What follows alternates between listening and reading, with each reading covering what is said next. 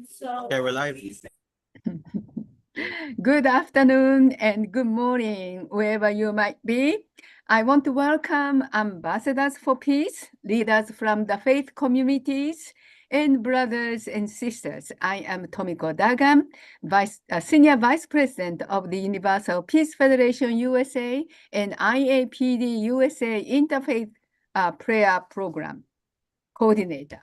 IAPD, which is the Interreligious Association for Peace and Development, and is a project of the Universal Peace Federation, which is an NGO, a non-governmental organization that has general consultative status with the Economic and Social Council of the United Nations.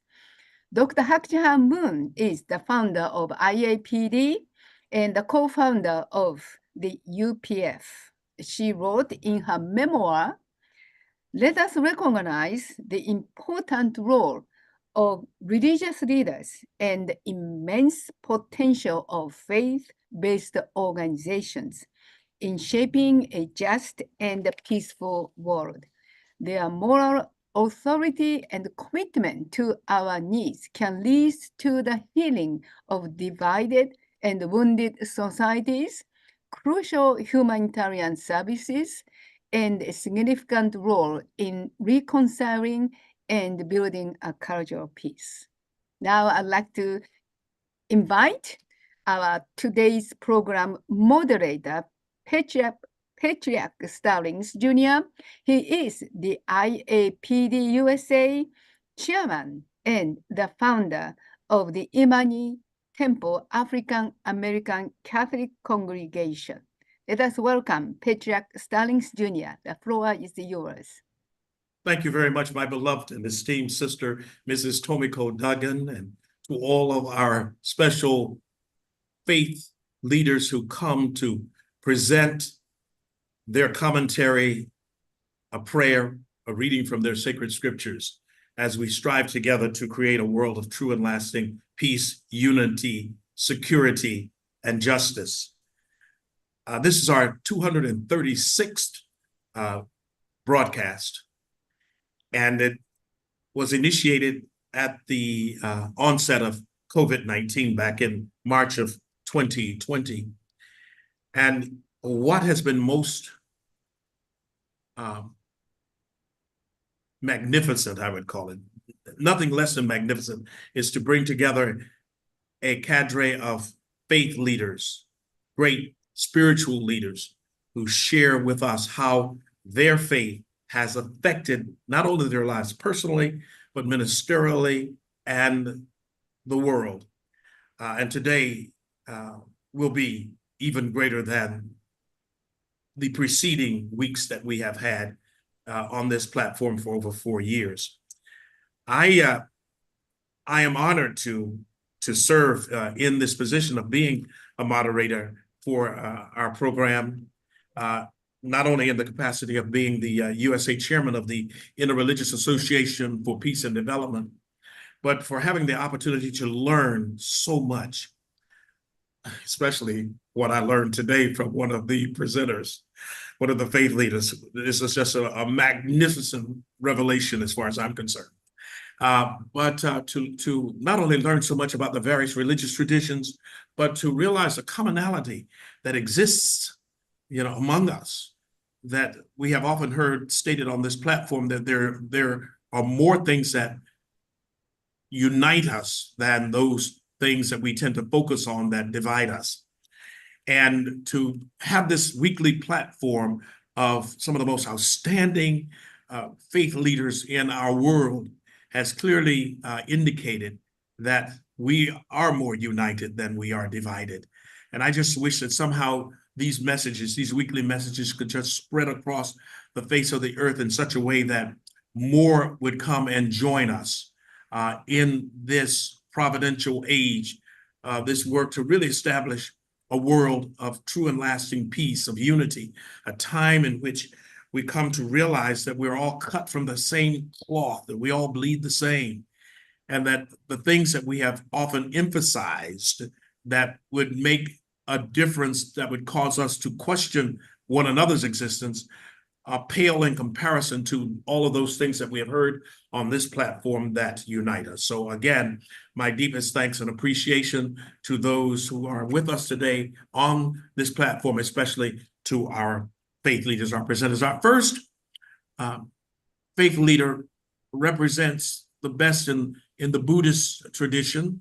I speak of none other than Venerable Katugastota Uparatana Mahathera, who is the president of the International Buddhist Center, the vice president of the International Buddhist Association, chairman of the Buddhism Interfaith Council of Metropolitan Washington, and the Buddhist chaplain at the American University in Washington, D.C. I'm excited about the work that he is doing in our nation's capital of the United States of America. And he has served, the Venerable Katugastota has served the Washington, D.C. community since 1982 as a monk, teacher, and a meditation teacher. He also matriculated at one of the local universities in Washington, D.C. at the University of the District of Columbia. So that's exciting as well. And the Venerable has donated his services as a Buddhist chaplain, as I said, at American University, and also is a founder of the IBC and the Buddhist Book Service. So without further ado, it is my distinct honor and privilege to present to some and to introduce to others the Venerable Katugastota Uparatana Mahathera. My beloved brothers, peace. The floor is now yours. Sabba papasa akaranang kusalasa upasampada sacitta pariyodapanang etang buddhanusasanam. Thank you, Reverend George Sterling, and wonderful message. We all that religious faith 236 event in the Universal Peace Federation USA. Most of thing I get the chance to attend and participating, and this time is the time to for the keep everyone peace and politically, culturally, and other religious activities going on in the world. And so this our United States, not only United States, for the whole world, war going on, and we'll seek him for the peace and right thing to the judgment for the everyone with the Buddhist and along with other peace teaching. We are compared to ourselves. We wish to and prevent others, and with the according to a great disciplinary way, mental, physical, and verbal activities, we have to be mindfully taking care. Mindfully, we have to act with that right thing, and keeping my prayer for the all faith and all religious, all nationalities may bring the happiness and peace. Only we can meditate on it. We have to aware the all that nature existing about this universe. Our great attitude, great practice, and it's kind of become as a blessing. So we have to be more spiritual practice, very helpful, and having that thought, wishing to the whole universe, and my thought about practicing meditation, this thought, may I be free from suffering, may I be free from disease, may I be cured from illness, may I be free from fear, may I be free from anger, may I be free from earth, may I be free from hurt, hatred, may I be reach peace and uh, tranquility. May all beings be free from suffering. May all beings be free from disease. May all beings cured from illness. May all beings free from fear. May all beings free from anger. May all beings free from wrath. May all beings reach peace and tranquility. Bhavatu sabba mangalang rakhantu sabba devata sabba buddhanubhavena sabba dhammanubhavena sabba sanghanubhavena sada sotti bhavantu te. May you be well, happy and peaceful, power of the all spiritual teachers and their teaching and their practicing. Thank you. We wish you all the best.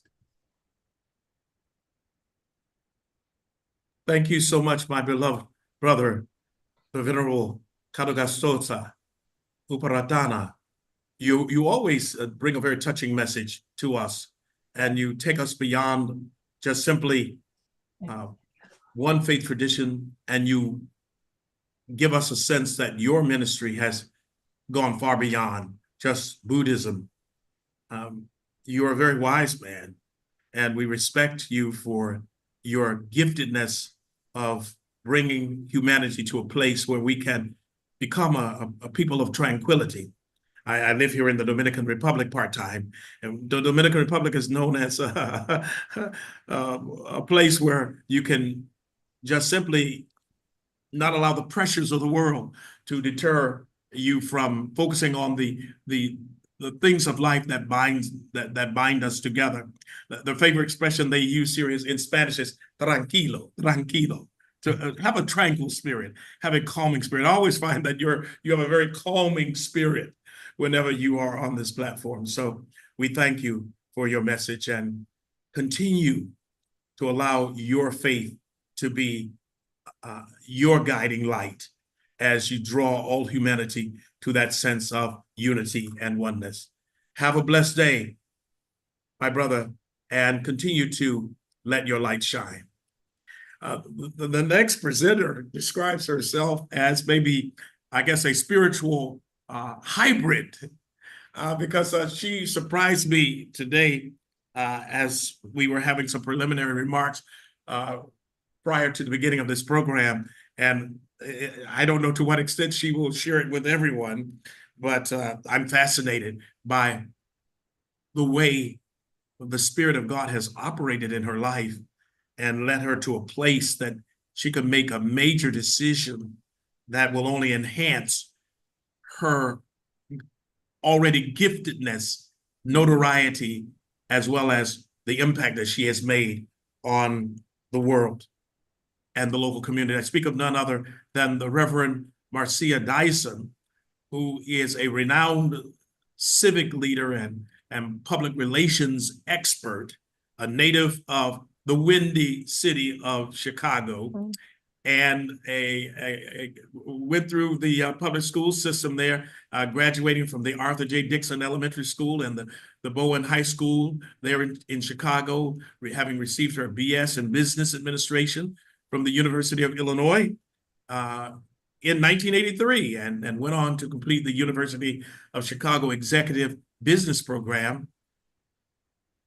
Our sister Marcia was hired as a teacher at the Holy Angel School in Chicago, Illinois. I wonder if Father George Clements was the pastor there. He was. At that time. Yeah, wow. He was. Another iconic figure who recently transitioned. So I can only imagine how enriching that experience was for you.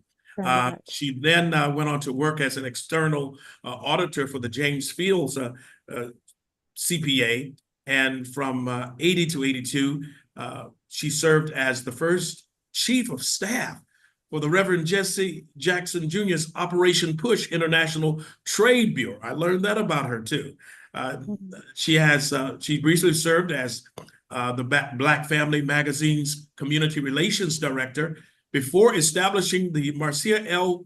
Dyson Public Relations in 82, and from 83 to 85, Reverend Dyson worked as an account executive for Aaron Cushman. She was then named senior manager for Margie Korshak Associates in 1985, and then worked as senior vice president at R.J. Dale Advertising and Public Relations from 87 to 1987 to 1990. So you can see that Reverend Dyson has a rich field, has a rich knowledge of the field of public relations and public information. She also, and to put icing on the cake, she was hired as the public information officer for the mayor's office of special events for the city of Chicago, where she hosted foreign dignitaries and served as the liaison to the Illinois Tourism Board, the McCormick Authority Convention Center Board, the Illinois Film Office, and Chicago's religious community. And in 1992, Reverend Dyson co-founded and served as president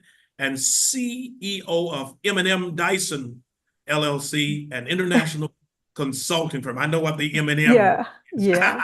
I was You're going to right. say, Reverend Stallings, that at my age, we'll be here forever. So all we can come to. Yes, sir. I'm going to end it right now to say that, of course, she's received numerous awards, and she is married to Michael Eric Dyson, and she has made a recent conversionary change. She will tell us all about that maybe as we bring to you right now our beloved and esteemed sister, the Reverend Marcia Dyson. Peace be with you always. Assalamu alaikum, my sister. Wa alaikum salam. And that's a hint. And to all of your other distinguished guests, and to the monk Paratana, I just want to say thank you very much for your ushering us into this particular platform so that we could have peace. And, you know, you talked about the tranquility of Bishop Stallings that he brought to the platform, because in order for us to have peace, you know, that song, "Let There Be Peace on Earth and Let It Begin with Me." That's an individual choice that we all have as human beings, as I like to say, floating on this small miracle called Earth, can have with one another. But most importantly, we have to have it amongst themselves. You know, hurt people, and peaceful people can bring peace. And yes, your shocking thing, you know, is that I'm now Haja Marcia Dyson. I reverted from Christianity after being a ordained minister for over a decade and a half to Islam. But for me, that wasn't a great fault line of the identity and my whole life of rowing towards God. You mentioned Father Clemens. Yes, Father Clemens was over the church, the parish, when I was teaching at Holy Angel Schools, but doing my rowing toward God in all the denominations of Christianity, Baptist storefront, Lutheran, Episcopalian, you know, under First Church of Deliverance, I became Catholic. And Father Clemens baptized me. So my whole journey has been rowing toward God. And on this river of liberty into which God has graced me, I saw nothing. There have been highs. Sometimes the levee broke. But when I understand what my new life is in Islam, what I'm very sure about, the identity and the definition of being a Muslim, I have been a slave for God in my work and my action and all my deeds. And sometimes that not has been an easy row, as I say, rowing toward God, because I myself have been tossed by raging seas, have not had the opportunity to be as peaceful as I want to do, because we are human beings. You know, we are taught, we have some, I think it was President Mandela who said that we're born to love, and I beg to differ. And he was echoed by that, by President Obama. We're not born to love. We have to be taught those certain things, because one of the six senses that we have is fight or flight and fear of danger. And you're not going to sit there and try to throw out a Bible or Quran or that. And when you're in a dangerous situation, we have to be taught that, as my mother taught me to love. I understood, and I may have said this on the platform before, in my Christianity walk, I knew the possibility of the benevolence of God through my mother, who had no 10 commandments. There was nothing I could have done that she would have relegated me to anything that would have been harmful for my young soul at the time. So she became the visible tentacles of the God into which I now can embrace and understand what that love is. Because when I became a Muslim, you know, I was influenced by Malcolm X.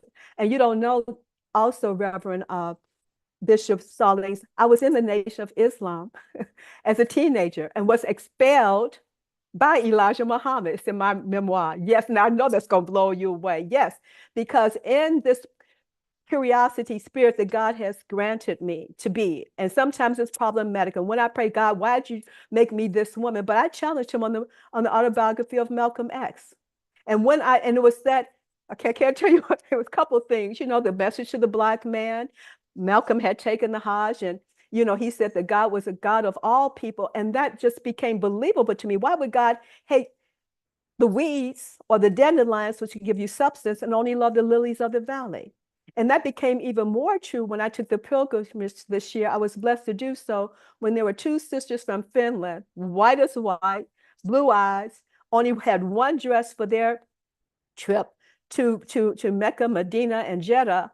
And I washed my clothes and gave them both of them. I saw that rainbow that Malcolm had witnessed, and that brought full circle to my heart's desire. And did I not have that peace and tranquility in Christendom? Yes, I did. But there's something now that is more anchored in me. I see the parallels. And this is one of the bad things we talk about. How can there not be peace when we are ignorant?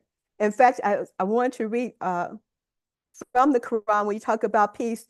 It says that Allah praises those who walk humbly on earth and respond with peace when taunted by the ignorance. And when I see what has happened today and the discord that we have on the earth, it is pure ignorance. First of all, we are all God's creation, are we not? Yes, we are. And the most holy site in Saudi Arabia, in the kingdom where the crown prince and the king are the custodians of the Kaaba, that Kaaba was built by Abraham, who has roots in Judaism for sure, and Ishmael, who have roots in the Arab world and in Islam. So imagine that this sacred place that binds both religions are in Mecca. So we have to pray for it. So another thing too, when I talk about my journey, when I pray, and I do it 5 times a day. And then if I told you I get up sometimes for the early morning prayer, for the Tajah prayer, when the God comes early in the morning, for those who wake up and says, I have come down here to be with you like a lover. It's in you. I am calling out to you. Is anyone here want anything from me? I am here to give it to me. I asked God, and I told Zen, if I shared my experience with her after Hajj, I said, I stop and cry because, Lord, is it that simple? All I have to do is praise you and ask for forgiveness because I am human. And I also love the honesty that one of my prayers says, protect me from the evil that you have created. Most people are like, whoa, what do you mean talk about God created? I said, yeah, he created Lucifer, the fallen angel of light. People think I'm an angel. I had a novel called Don't Call Me Angel. In fact, I cry in my prayers. And in fact, I feel so humbled, which I share with my sister. I said that, like, don't I need to do more? Don't I need to tarry? Don't I need to sing a song? Don't I need to moan or groan? No. All you need to do is praise me and ask for forgiveness because of the frailty. And that's what's wrong with the world. And I love this phrase, especially from the Quran, which is relevant for today. Allah wants us to have peace, even when we're taunted by the ignorant. And so also in my prayers, I pray this, and it's not to dismiss anybody. I pray for all the millions of people, especially from the legacy of the slave trade, who didn't have the opportunity to learn all the religions properly, to see how they fold over one another. You know how you can take those transparent papers and you have a design and somebody else made a design and somebody else made a design, you put all three together, how they are all in alignment. In the scriptures in the New Testament, it says, having a readiness to revenge all of your disobedience when your obedience is fulfilled. Muhammad, blessed be his name and peace be upon him, he came to second the motion of all the prophets in the Old Testament and Christ, right? And all of the stories in the Torah and all of the warnings of the apostles in the New Testament, all they were telling about, you have to be obedient, and that is in full alignment of the faith into which I embrace now. But why do we have so much chaos in the world? Because one, people are ignorant and do not know it. Second, for those who do know it, some of them are not teaching it properly. They refuse to say that there's no hierarchy in God. When we say that God is all creation, all the Abrahamic faith, they attest to that. Then shouldn't that be a humbling, unifying factor? Sure it will, but not when the devil is busy as it is, creating all kind of chaos in our worlds, dividing us by every social social construct. How can we have peace? We have children who don't even know what a complete sentence is, stuck on a pronoun. Is that peaceful to know not your true identity, which is nothing that we have to do? It's not my pigmentation. It has nothing to do with my biology. It has nothing to do with my race, ethnicity.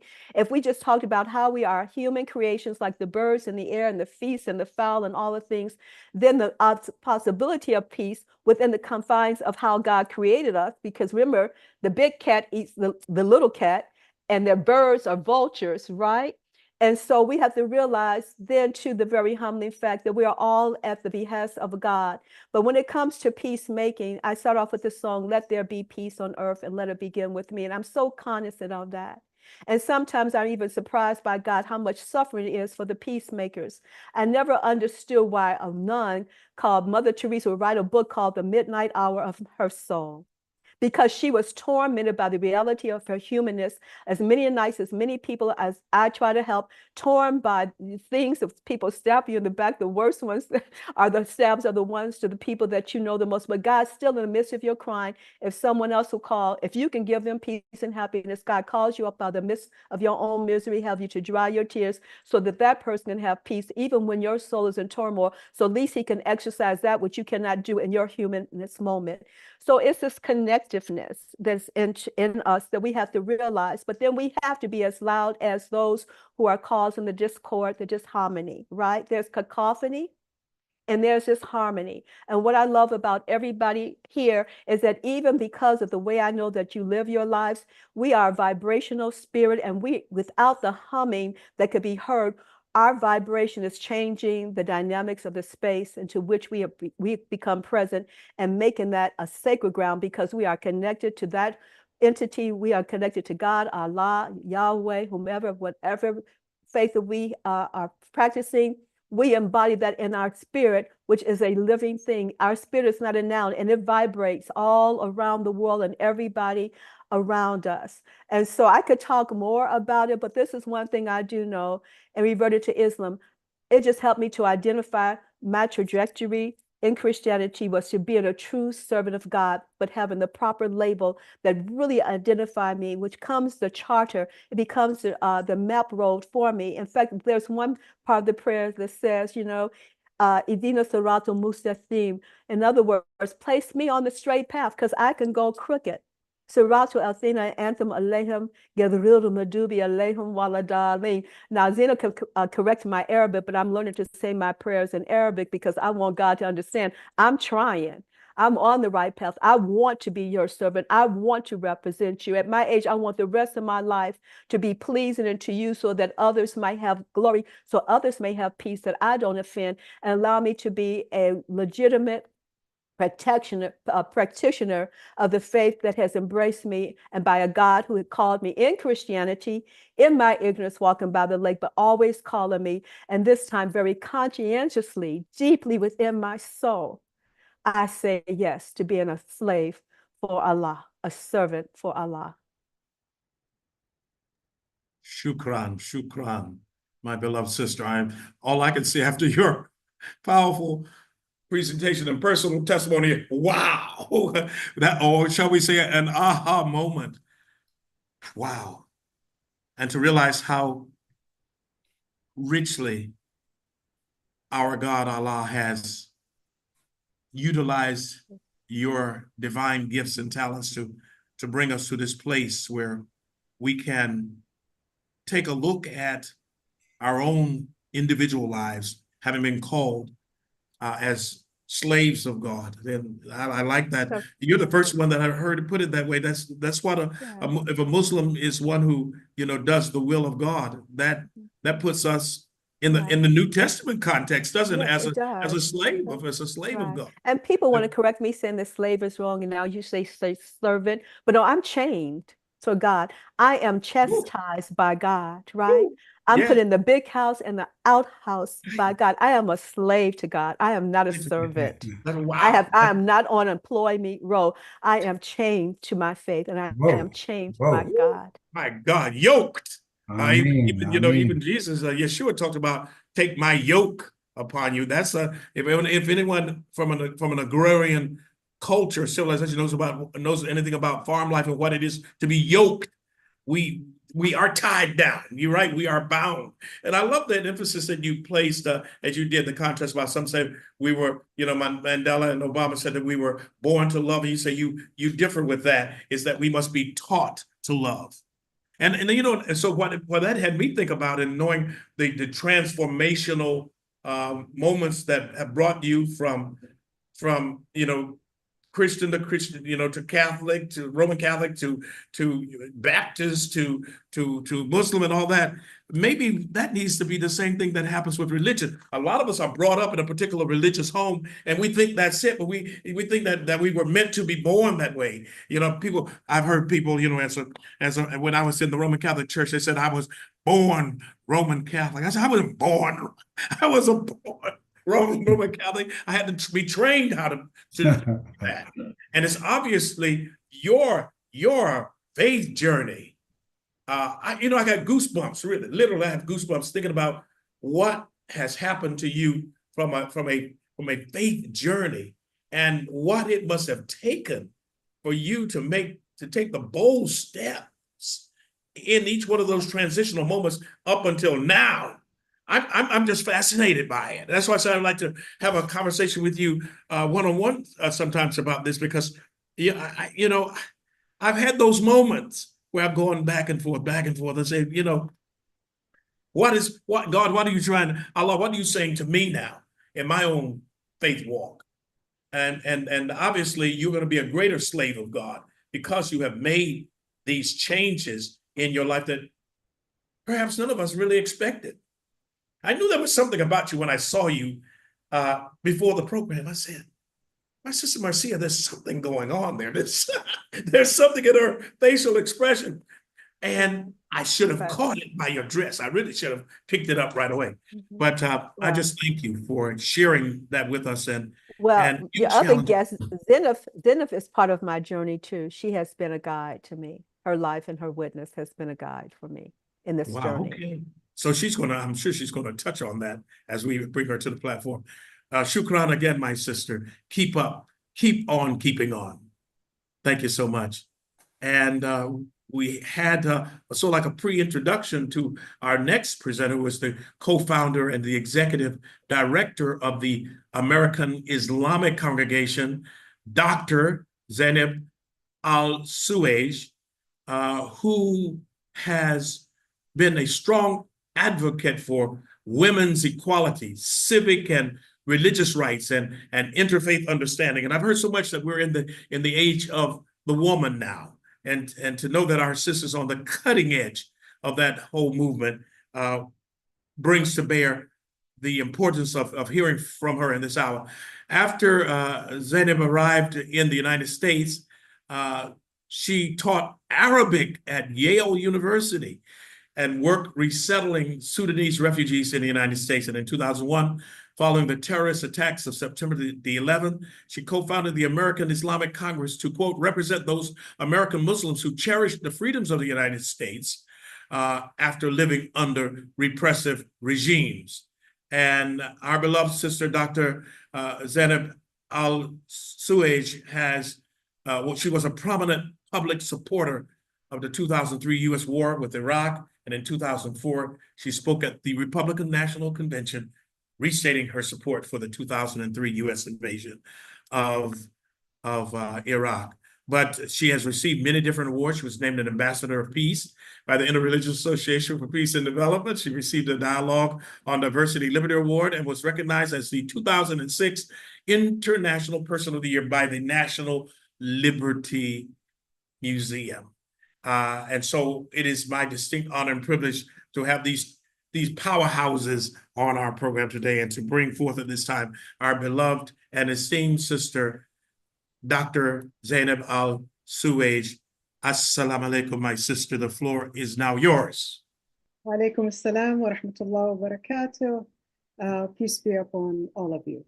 And thank you very much for having me speaking with all of very distinguished speakers this afternoon. And it's, my dear friend Tamika always trying to hunt me wherever I am around the world, and ask me to be part of these very important and compelling panels. But sometimes a difference in time and situations where I'm trying to do my work around the world, it's not permissive to have a conversation and a decent conversation. So I just got back to the US after a long trip, trying to work on peace, faith understanding, and trying to bring sense to the craziness that's going on around the world.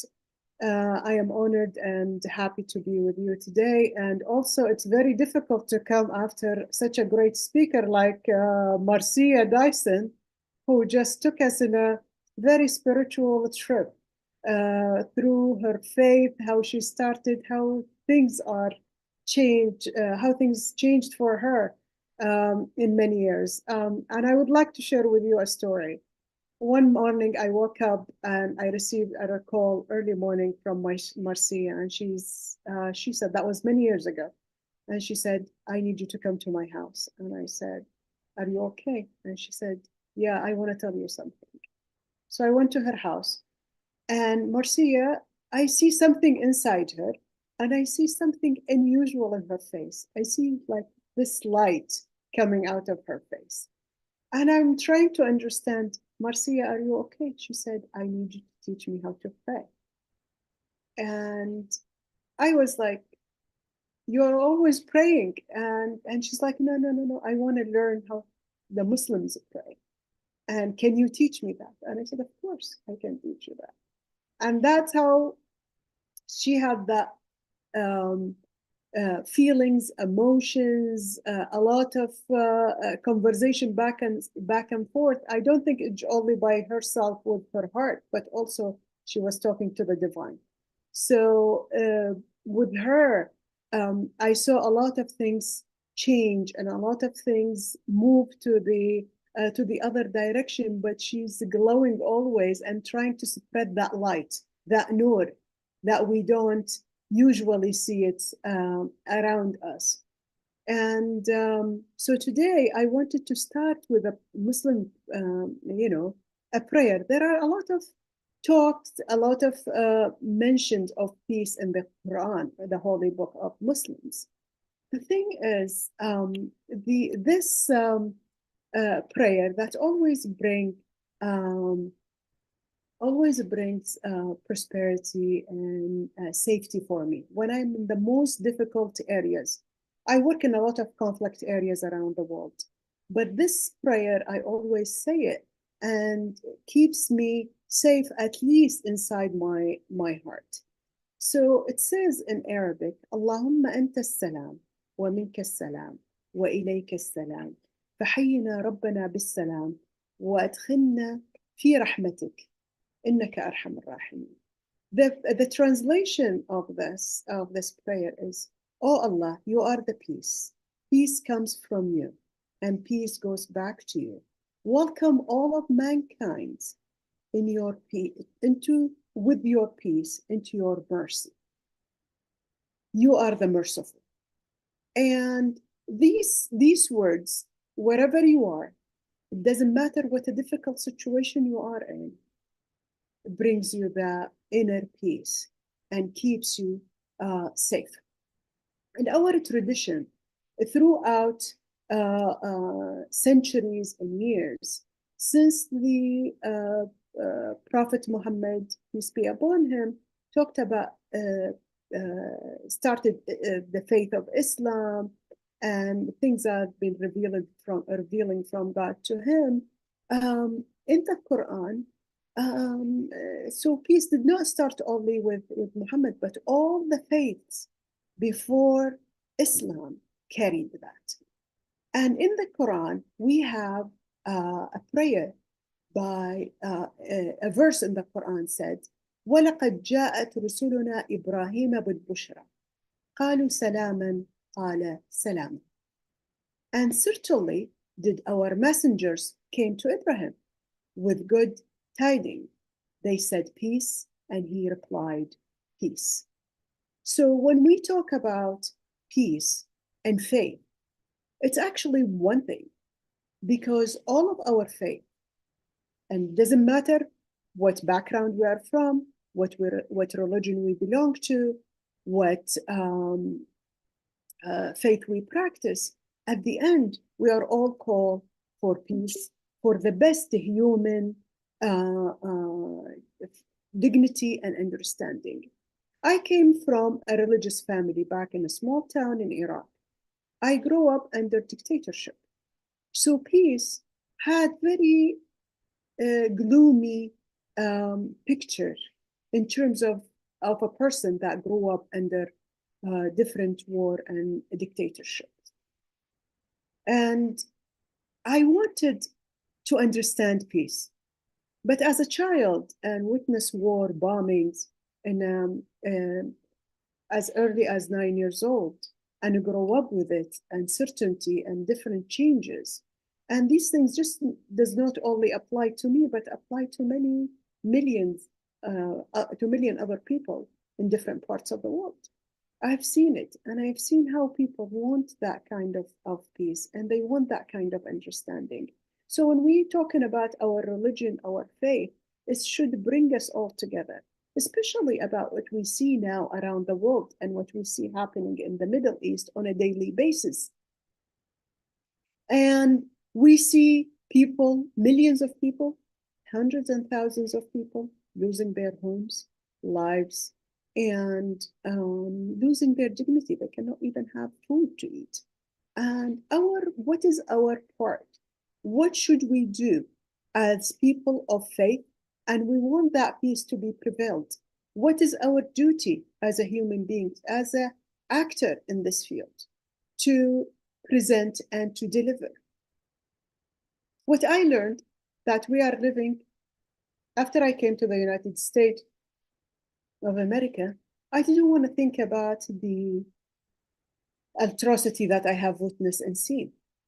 And I thought, this is a safer place. This is where I could live and start a family and having children in peace. And they never witnessed what I have witnessed as a child.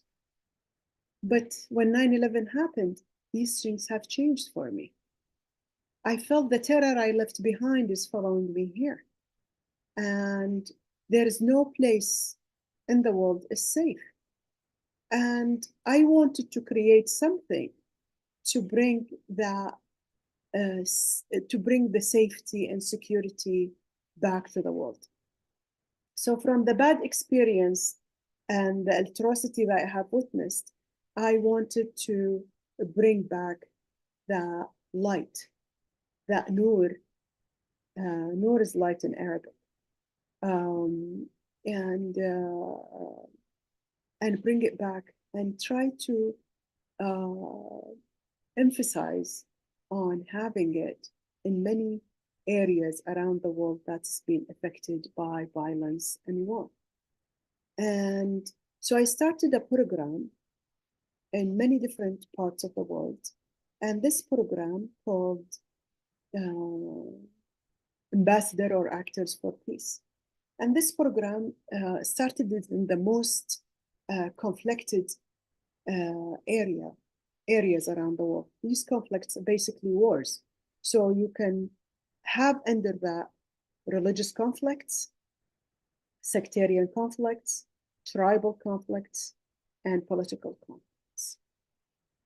I try to work on with experts from the World Health Organization and reform this program and tweak it. I've seen it being implemented in Chicago, in the western side of Chicago. And I try to take the materials, translate it, and also tweaked it to fit the culture, the religion, and the tradition, the social tradition of these countries. So this program has been implemented in Iraq, in Syria, and many other parts of the world, and being able in Iraq to reduce violence in these areas of conflict by 42%. When I'm talking about this conflict, I'm talking about conflict that people lose lives in it. And when people lose, all of these, their loved ones, the violence become part of their life. So violence, when you witness it, even if you don't act upon it, it stays in your mind. It stays. Even the children who've been living, for example, in a violence household, they carry these things with them. But how could we, as an actors in this field, change that? How could we make a difference in people's life? So when I started this program, it was very difficult to bring people into it because all of them said, well, we're part of peace, even though many of them are fueling these conflicts in their areas. And these conflicts, basically, they fuel it for political goals, sectarian goals, and so on and so forth. The reasons are not important right now as much as how could we save lives and bring peace back to these people. So we started this program, started many other programs around the world for women, and how women could be the actors for peace. Activism in this region, I'm talking about the Muslim world, I'm talking about Middle East and North Africa. And Marcia actually have joined me in one of the conferences that we had in Cairo back many years ago back. And she was one of the pioneer women who have the bravery to come all the way from the United States and to work with people from different faiths, from different backgrounds, and tell her experience and try to help and connect with all of these ladies when we talked about a modern narrative for Muslim women in the Middle East. And when we talked about that, created a big buzz in the region. And also these women in being empowered, give them that empowerment and tools to stand against hatred, against violence, and bring peace back to their communities, to their people, to have their families safe and their countries being safe. So, you know, we have in us a lot of tools that sometimes we don't know the importance of it until we try to apply it in different parts of the world. Also, I participated in many meetings by WPW and for women in for women in the Middle East. For many years, since 2004, I've been attending their meetings and the teachings also of Dr. Moon and how important it is to have that unity among us as a human being from different faiths, different backgrounds, to be able to deliver the message of peace, understanding, and appreciation for all mankind around the world. So with that, I stop and thank you again for having me today to be with you and with all of these distinguished guests. Thank you. See, Afwan, my beloved sister, it's so evident that you have incorporated your faith into every phase and aspect of your life and your life's work. You talked about that peace, faith, and understanding. You kind of like, I felt like that understanding that is acquired from that peace and faith holds it, binds it all together. And that many of us who strive for peace, who allow our faith to be the foundation of our lives and striving for peace, can grow in a tremendous understanding of not only ourselves, but the work that we are required to do to make our faith real. I often think of we must have a kind of faith that walks in a manner that will bring humanity together to realize that we have all been greatly enriched by our Creator, by God Allah, by Elohim, Yahweh. We have all, by whatever name we call that divine energy, that we all possess that divine spark. And what I see in all of you today in your presentations is that you become the very embodiment of what our faith calls us to be, that you make your faith real. You are a prayer. I look at my sister Marcia, she is a prayer. I look at our brother, the Venerable, he is a prayer. And I just hope that you are given a long life. All of you are given a very long life, because what we need today in our world is more of you. We really need all three of you and all of those who have gathered on this platform to truly make this a world of peace. And it's going to happen. It's happening one by one. It's going to have a rippling effect. And I thank God Allah for having given you as our gift today to work for a greater expression of our faith through peace and understanding. Again, shukran, my sister. And now, without further ado, it is my distinct honor and privilege to present to some and to introduce to others the renowned, the distinguished, the venerable international president of the Universal Peace Federation, as well as the USA chairman of the Universal Peace Federation, UPF, and the national co-chairman emeritus of the American Clergy Leadership Conference, my special brother from the same spiritual mother, the Reverend Dr. Michael W. Jenkins. Peace, shalom, assalamu alaikum, shanti, shanti. Dr. Jenkins, the floor is now yours. Well, thank you, Patriarch Stallings. You're amazing. And what an incredible program of prayer and wisdom and understanding. I'm very deeply moved. This is not an average day. I want to thank Venerable Uparatana and also Dr. Zaina Al-Suwaj and also Mrs. Marcia Dyson.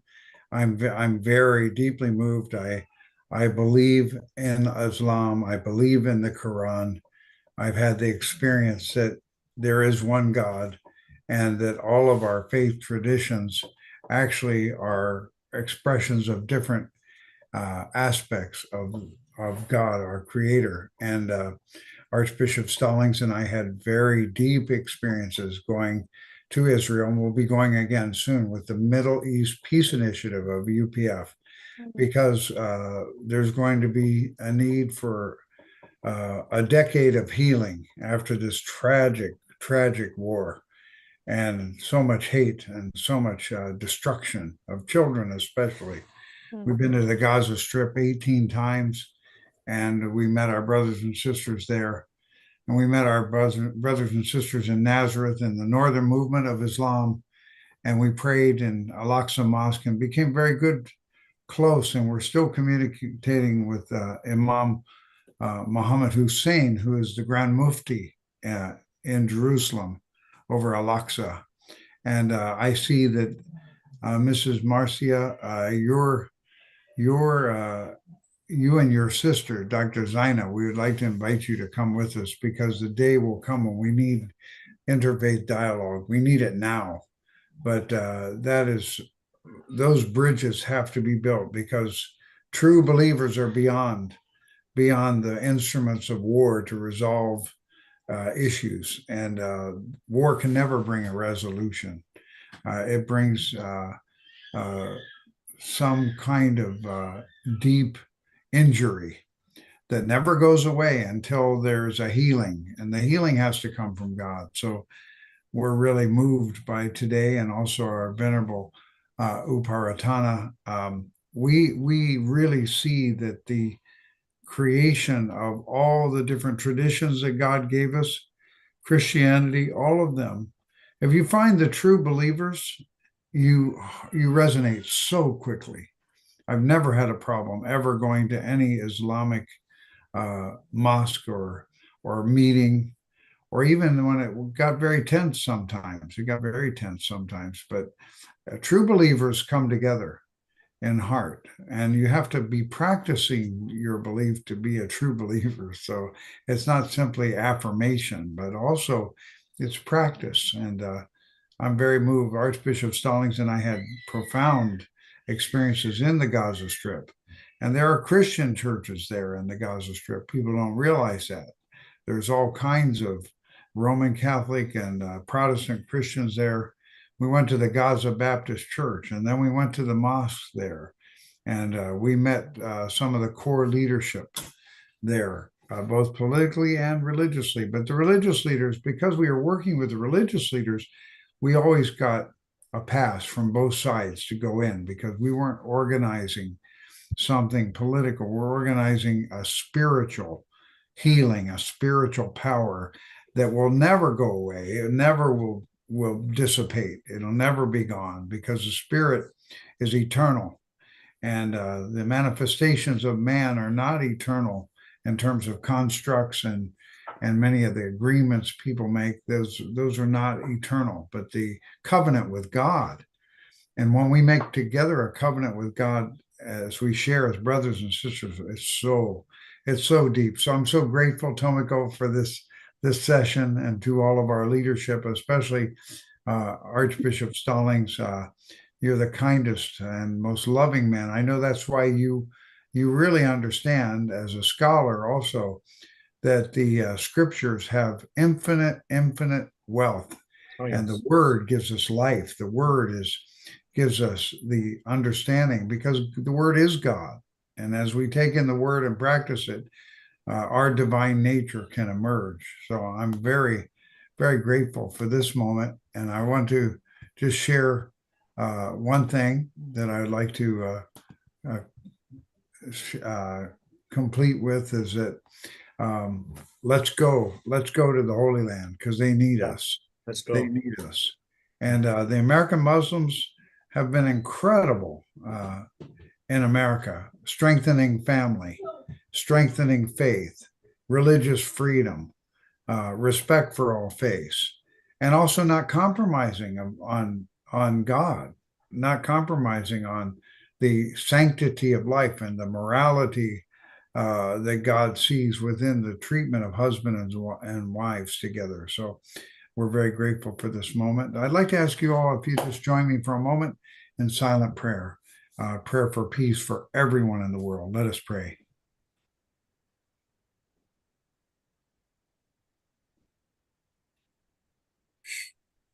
Amen. Ameen. Assalamu alaikum. Also, shukran and toda. Thank you. Peace be unto you. Thank you all. Thank you. Thank you so Thank much. you. Thank you so much, Dr. Jenkins. And to bring our program to a conclusion, we turn to the senior USA Vice President of the Universal Peace Federation, the great influencer, Mrs. Tomiko Duggan. Peace, shalom, assalamu alaikum, shanti, shanti. The floor is now yours, my beloved sister. Yeah, thank you so much for this week. Today was our turn to find faith leaders. And I recently had the opportunity to go to New York, and we went to the Ground Zero. Again, we offered a silent prayer and for the sacrifices.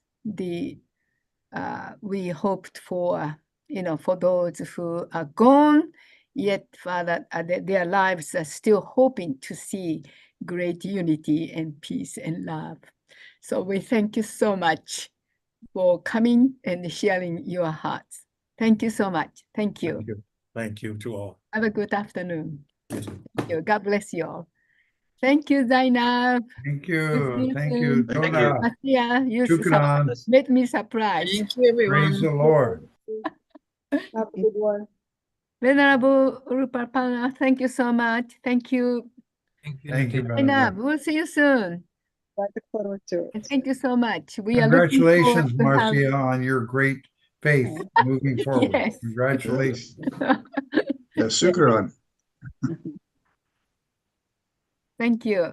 Reverend Venerable Uparatana, we are so grateful that we have an opportunity to have the forum at the American U. So we would like to discuss with you very soon. Thank you. No problem. Take care. Thank you so much. Thank you. Thank you very much. Have a good afternoon. Thank you. Mm. God bless you all. Blessings. Bye. Bye-bye. Blessings. Thank you. Awesome. That's humble.